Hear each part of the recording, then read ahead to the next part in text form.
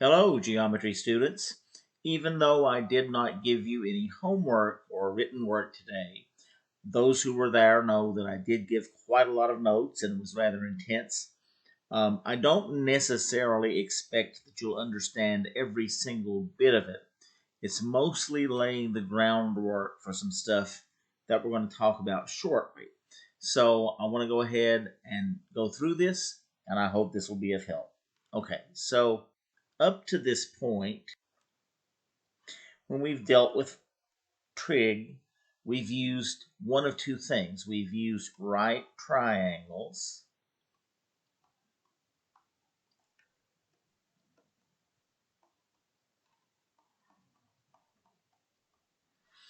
where all the trig functions are defined in terms of the various sides.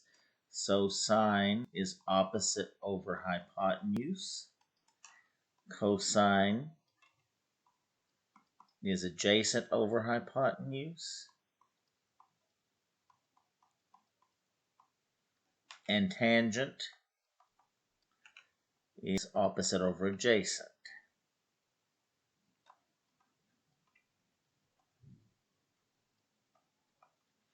Now, going on from there, we talked about unit circle trig or radius vector trig, where you take your x and your y, your basic graph, you draw a line out from the middle, which is the radius vector, which we represent by r. Then you drop a perpendicular from the end of the radius vector. So this distance here is y, and this distance here is x. Once more, you've got a right triangle. The red triangle over here and the blue triangle over here are set up exactly the same way. So y in this case is the opposite side. X is the adjacent with respect to theta. And the hypotenuse is r.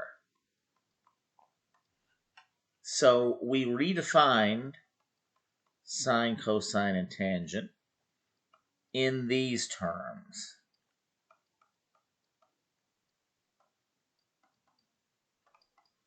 So sine, instead of being opposite over hypotenuse, is y over r.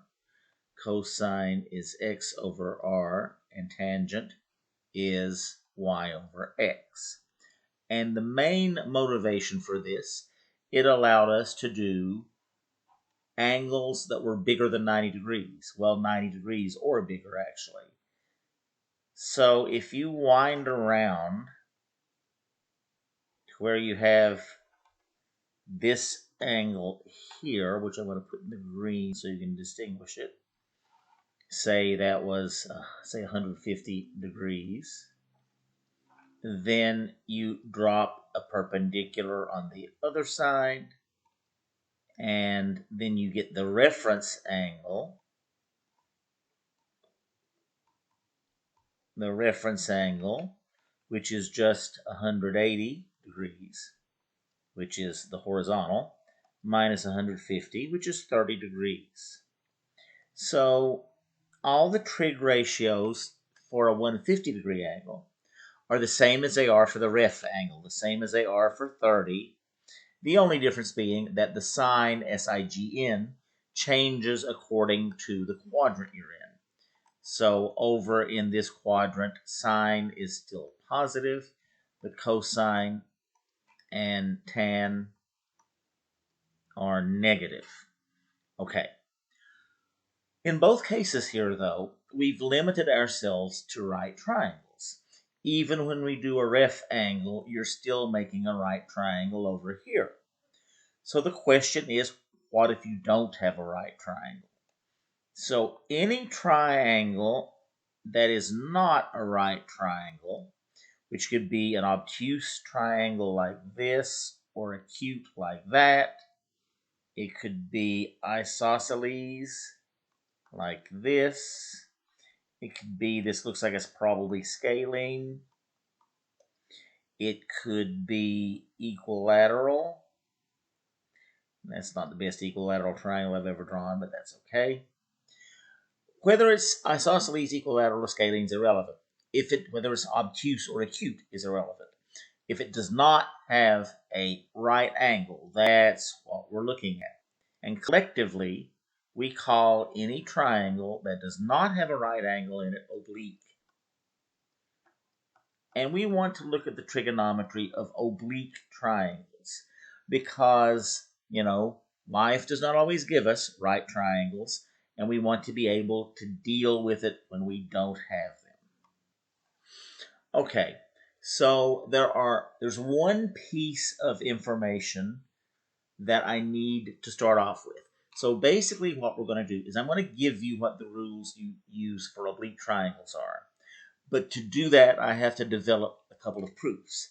And there's actually a third proof I have to develop for the second of the other proofs to work. So I'm going to start with that.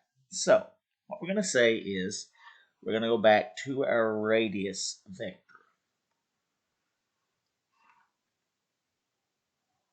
Here's R. Drop up perpendicular. This is Y. And this is X. Then the angle we're talking about is theta. So now we want to talk about the relationships between the various ratios. So let's look at this. By definition, as I said before, and by the way, let me pause here. You might find it useful to rewind this anytime I have a bunch of information up like I'm going to have here soon, or like I did earlier. Pause the video playback, screenshot it, or use a screen cap, save that, and that way you don't have to write notes out by hand. You'll have the notes. Anyway, sine theta equals y, equals y over r, opposite, which is y, over hypotenuse, which is a radius vector. And you could explain this in terms of right triangle trig as well, but this is much easier. Cosine theta is x over r. Okay, now let me pause for a moment. We all know, or hopefully we know, how exponents work. So if I said 3 to the 4th, that means 3 times itself 4 times, which is 81. 3 times 3 times 3 times 3. 3 times 3 is 9, times 3 is 27, times 3 is 81. Okay, so then, if you have a variable to a certain power, well, that would mean x times x times x times x, but we don't normally write it out. What if you wanted to square a sine? What if you had the sine of an angle? It doesn't matter what angle it is. Sine theta squared, which means sine of theta times itself. Now, sine itself is actually just a number, a ratio. So 0.5 could be a sine, for example. 0.5 happens to equal the sine of a 30-degree angle. You don't need to know that, but that's what it would be. So if I said, if theta happened to be 30, the sine of theta squared would just be 0.5 times itself, which is 0.25. So really, when we say we're squaring a sine, we just mean that you're multiplying a number by itself. So this is notation. The way we write it, we do not say that. That we don't say.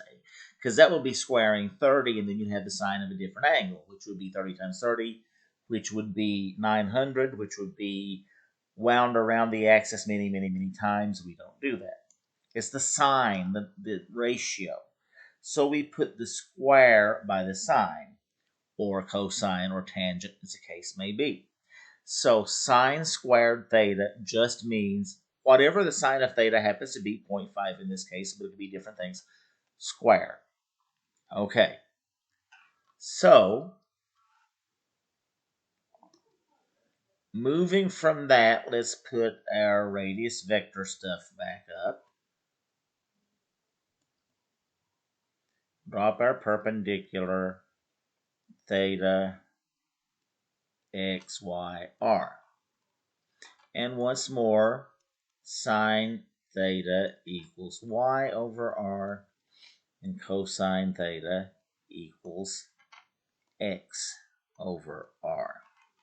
Okay, well, let's suppose we wanted to see what happens if we square sine of theta and cosine of theta. Well, sine of theta equals y over r, so that would be the same thing as y over r squared. Or I don't know why I did an x. Y over r, put my square in there, times y over r. Y times y is y squared. R times r is r squared. And I'm putting this in just for clarification. Really, when you have a fraction, you square both, so you go straight to that, which is what I'm going to do here. Cosine squared theta equals x over r, quantity squared, which is x squared over r squared. Well, now, let's suppose I decide I want to add these guys. So sine squared theta plus cosine squared theta. And theta could be anything, but it's important to say theta for the same angle. So sine squared of 30 plus cosine squared of 30. Or sine squared of 50 plus cosine squared of 50. Doesn't matter what theta is, but we're talking about the same angle. Okay, so sine is y squared over r squared, and cosine squared rather, is x squared over r squared. We have a nice little common denominator going on, so we put these guys together and get y squared plus x squared over r squared. Well, now let's go back over here and recall this is a right triangle. And recall the Pythagorean Theorem. Pythagoras kind of creeps into these things when you least expect him. Sort of like the Spanish Inquisition. You may not know what I'm talking about, the joke there, but it doesn't matter. Which says a squared plus b squared equals c squared, where a and b are the legs, x and y in this case, and c is a radius vector, which is a hypotenuse. Well, so if we change it to use the notation here, the legs are x and y, so we're going to get x squared plus y squared equals r squared. Or, because of the commutative property, the order you do it in for addition doesn't really matter. Well, ding, ding, ding, ding, ding. We have that. So since y squared plus x squared equals r squared, I'm just going to do a simple substitution. And r squared over r squared, anything over itself, is 1. Therefore, this is one of the Pythagorean relationships or laws or formulas, whatever, that pops up in trig. There are some others, but I'm not going to go into those right now. This is all I need for right now. Sine squared theta plus cosine squared theta equals 1. And that is the takeaway from this section. Sine squared theta plus cosine squared theta is 1, no matter what theta is. Okay, this would be a good place to screenshot so you have these notes, because I'm going to clear it here in a second. All right. We'll see this again in a minute. So now I'm going to work on, I think I want to change back to a different color. talk about the law of sines. So what the law of sines is how you deal with sines in an oblique triangle. So let me draw an oblique triangle, and we're going to call it A, B, C. Now, I use capital letters for the angles. This is a typical way we do this. Then each angle, the side opposite to it, I'm going to call by the lowercase versions of the same letter. So little c is opposite big C, and I'll try to make it more clear which one's which as I draw the rest of this up. Little b is across from big B, little a is across from big A. Now, let me drop an altitude here at a right angle, and I'm going to call that distance h.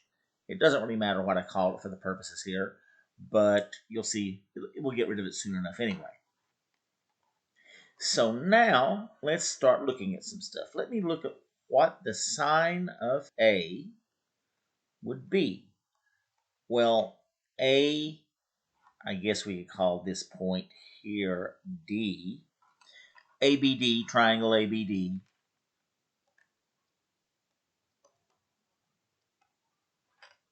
is a right triangle because I made it be a right triangle.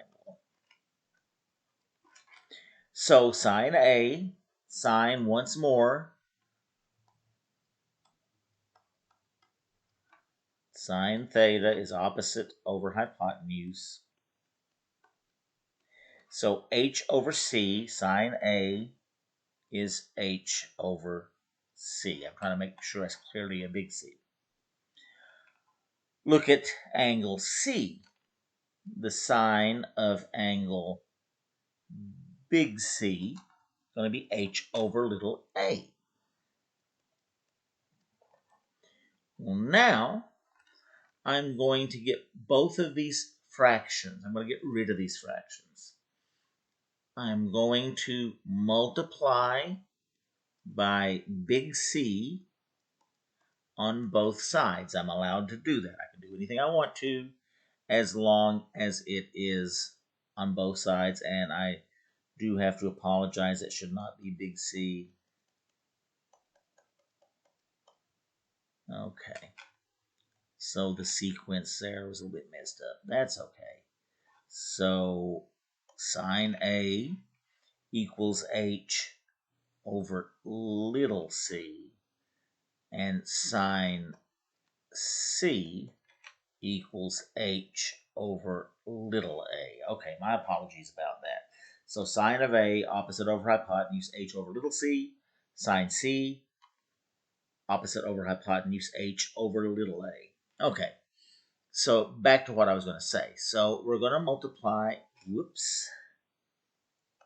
going to multiply both sides by little c over 1.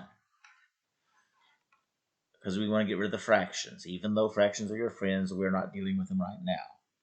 That cross cancels.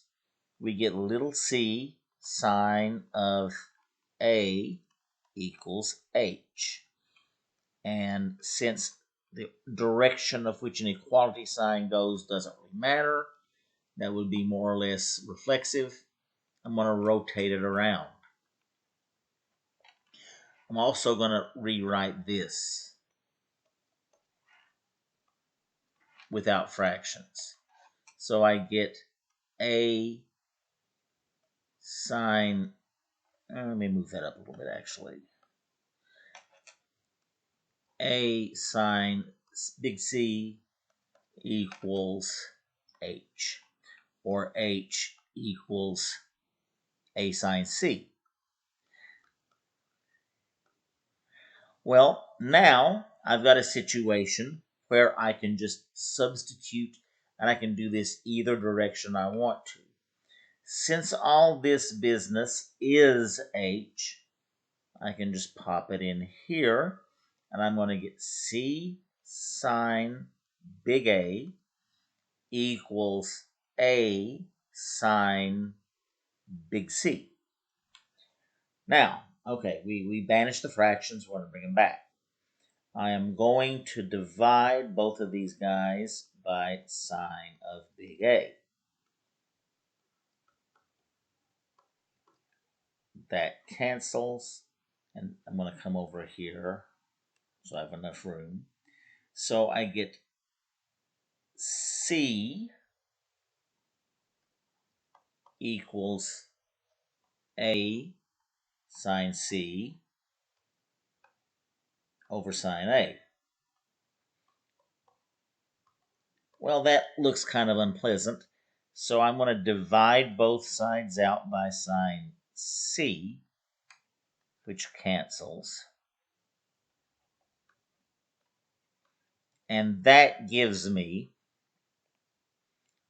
C over sine C equals A over sine A. So I'm going, and if I were to rotate this triangle, if I were to just take this guy in a circle so that I had, and this is not to scale, so bear with me, I have a certain amount of room. It's a pretty sloppy triangle, but it doesn't matter. So if I had B here and C here and A there, I could go through this same process again with B and A, just like I did here. So I would end up with A over sine A equals B over sine B. So I could slap that in there. And what I end up with finally, actually, okay, you might want to screenshot that. You might want to pause and screenshot this. Okay. So what we end up with is A over sine A equals B over sine B equals C over sine C for an obtuse, that's a horrible looking triangle, for an oblique triangle where A, B, and C are the angles and little a, b, and c are the respective opposite sides. And this is the law of sines, or the sine law.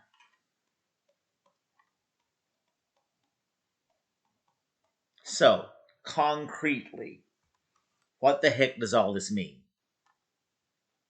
Suppose I knew that this was, say, 30, and this was, say, 50. Well, 50 plus 30 is 80. You got 180 degrees in a triangle, and you end up like that, 30, 50, 100 degree angle. And suppose I knew that A was 70 feet. Okay, and I wanted to know what B and C are. I'm not going to do both of these, but I'm going to show you how you do one. So suppose I want to find B. We know A, we want to find B. So I just take this portion of the law of sines. You're going to usually do them in pairs. You're not going to do them all at once. We just write it this way. So I'm going to plug and chug. A, so I put in 70 feet over the sine of A. 30 degrees, the sine is 0.5. We established that earlier, so I'm not going to bother to make a calculation.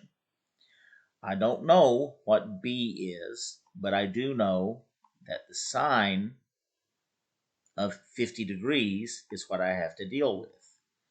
So if I go to my scientific calculator and say the inverse sine, let me clear that out first. So get the inverse sine. It's really weird. It uses the inverse notation here, but when I put it in, it's there. It says arc sine. Means the same thing. I don't know why it reads out differently. And actually, I'm doing that wrong. I need to get the sine of 50 because I already know the angle.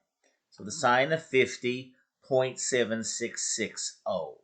that's what we're going to consider. We're going to round it off 7660.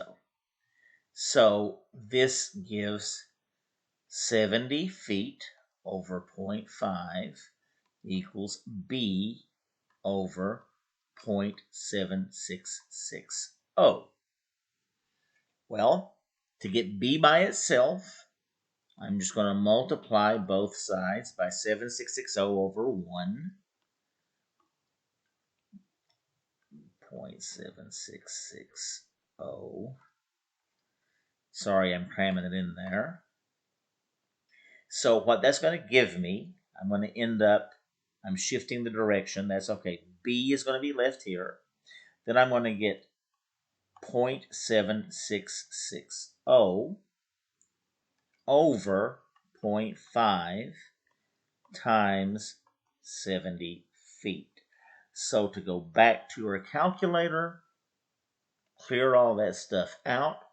So we're going to have 0.7660 divided by 0.5, and then that times, what did we say, 70?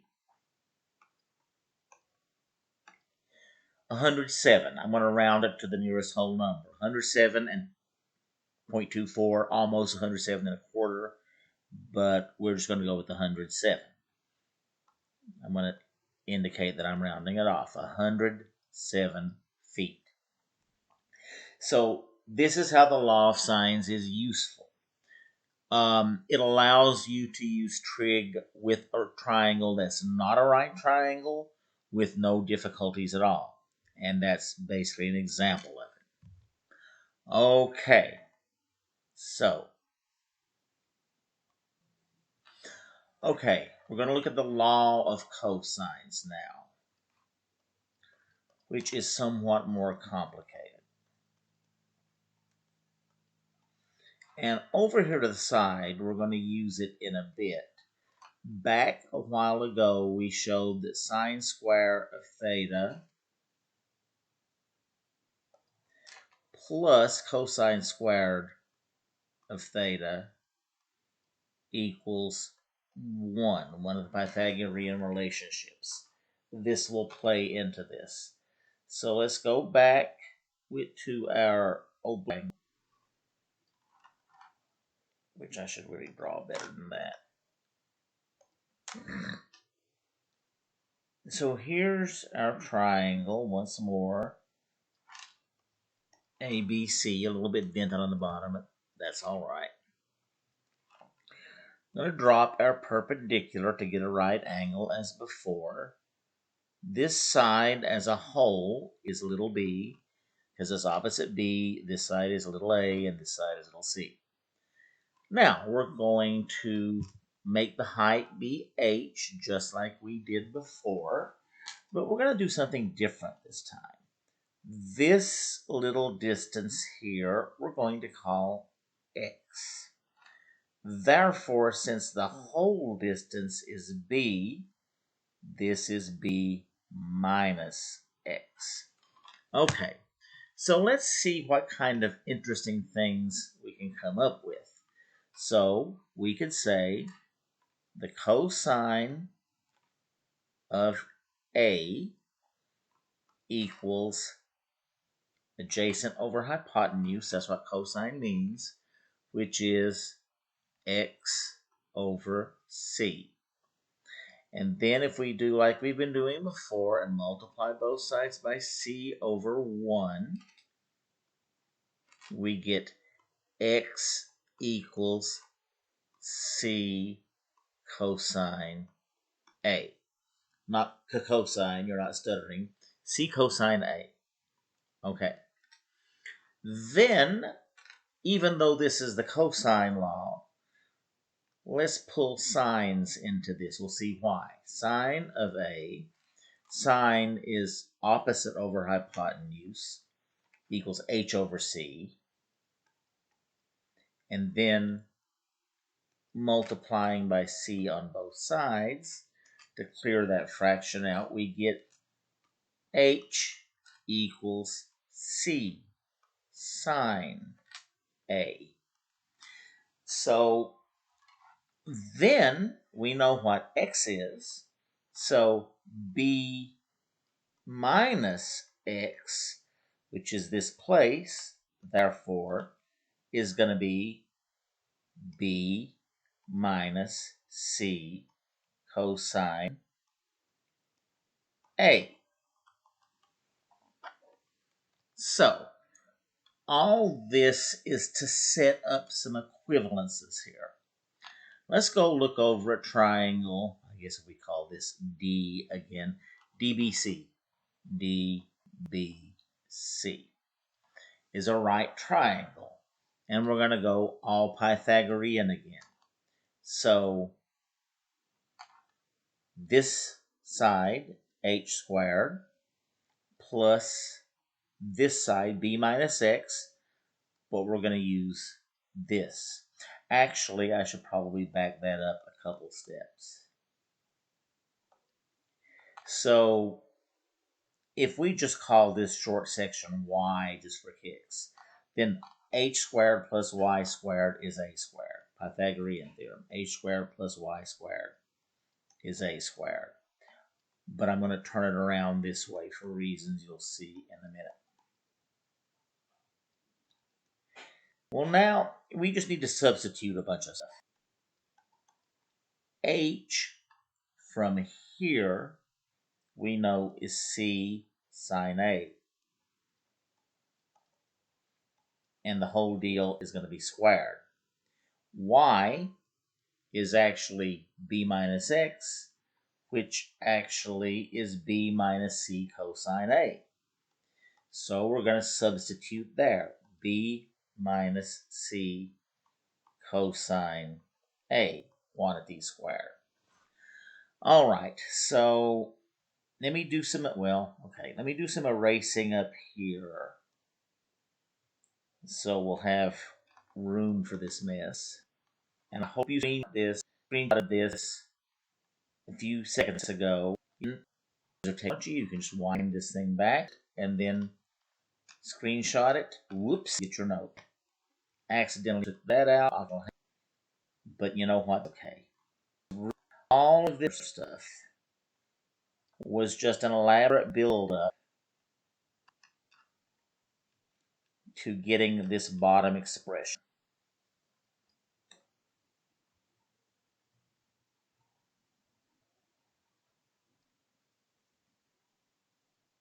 So this is what I'm after.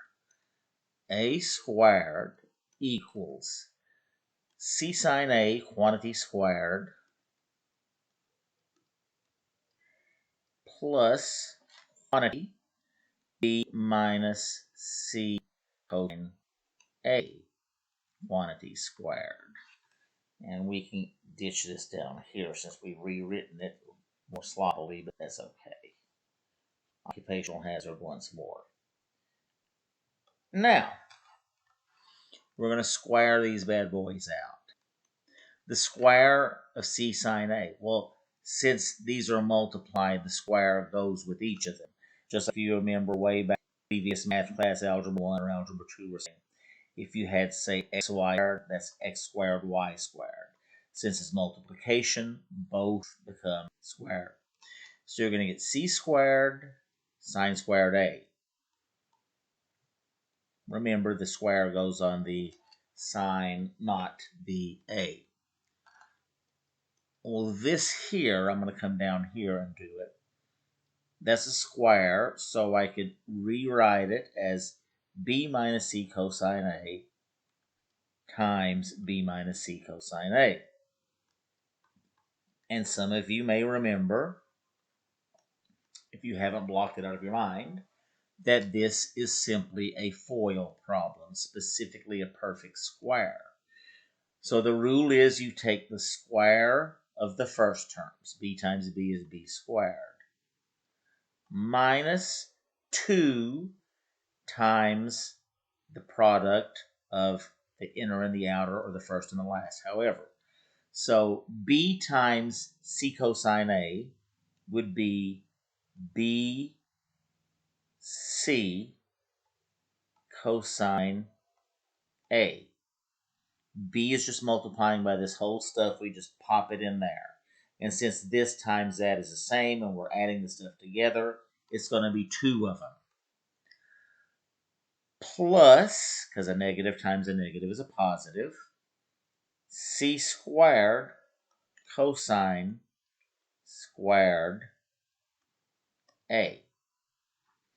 Okay, screenshot it there if you want to. Okay.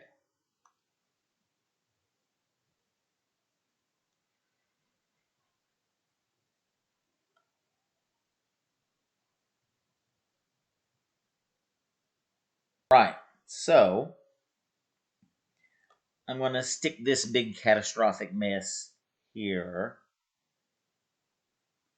up here, because that's what this turns out to be. B squared minus 2bc cosine A plus c squared cosine squared A. Okay, the commutative property, which says that when you add things, the order doesn't matter. I'm going to abbreviate it. I'm going to take this and just slide it over here, giving me a squared equals c squared sine squared A plus c squared cosine squared A, c squared cosine squared A, minus 2bc, or I'm sorry, I don't know what I was thinking about. B squared minus plus b squared minus 2bc cosine A. All right. Well, this situation here, we've got the same thing lying around. So I'm trying to factor that out. So a squared equals c squared times sine squared A plus cosine squared A. We've done this before, people, so it should not be totally out of left field. Then plus b squared minus 2bc cosine A.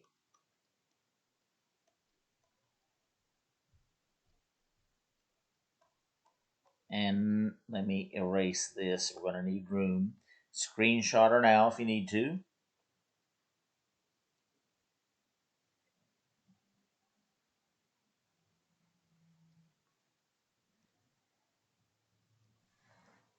Well, look at this thing that's been kind of sitting around here this whole time. Now it finally gets to shine. All this business in parentheses becomes 1. 1 times c squared, duh, is c squared. Which gives us, finally, a squared equals c squared plus b squared, except I'm actually going to put those b squared plus c squared just to make it alphabetical order, just to make it look pretty. So b squared plus c squared minus 2bc cosine A. And that, after all this, is the cosine law. Now, those of you who were with me in class yesterday when I solved this, I solved for c squared, and I got c squared equals a squared plus b squared minus AC, 2AC cosine C. Don't worry about that. I'll write this all down for you in class tomorrow. But the same procedure. You could get a squared equals, and then have everything in terms of b and c, and the cosine of a. B squared equals, everything's in terms of a and c and cosine of b. Or c squared, and everything's in terms of a squared and b squared and all that stuff, cosine of c. So this is the law of cosines. And once again, by the same rationale, we can solve it out for any of the others. I am not even going to try to work you out a numerical problem with the law of cosines. Your brain's probably fried by now if you've not seen this already, and if you're watching this again, props to you for going through this twice, but your brain's probably twice as fried. Once more, if you haven't been doing this already, I would suggest you run back to the beginning of this video, fast forward, and then at important points, screenshot this, download it, and then you can make it a PDF or whatever floats your boat. And that way you'll have a set of notes for this where you won't have to write this out. And I hope for those of you who may be watching this who have seen me do it in class, I took a lot more time on this tonight to make this video and walk through it a little bit more slowly. So if you were not quite sure what was even going on today in class, I hope this makes a little bit more sense. In either case, I hope this is of benefit to everyone, and I hope you watch it if you need to. Sorry about that. I accidentally paused the video before I meant to. I will see you in class tomorrow, and I hope this is a benefit.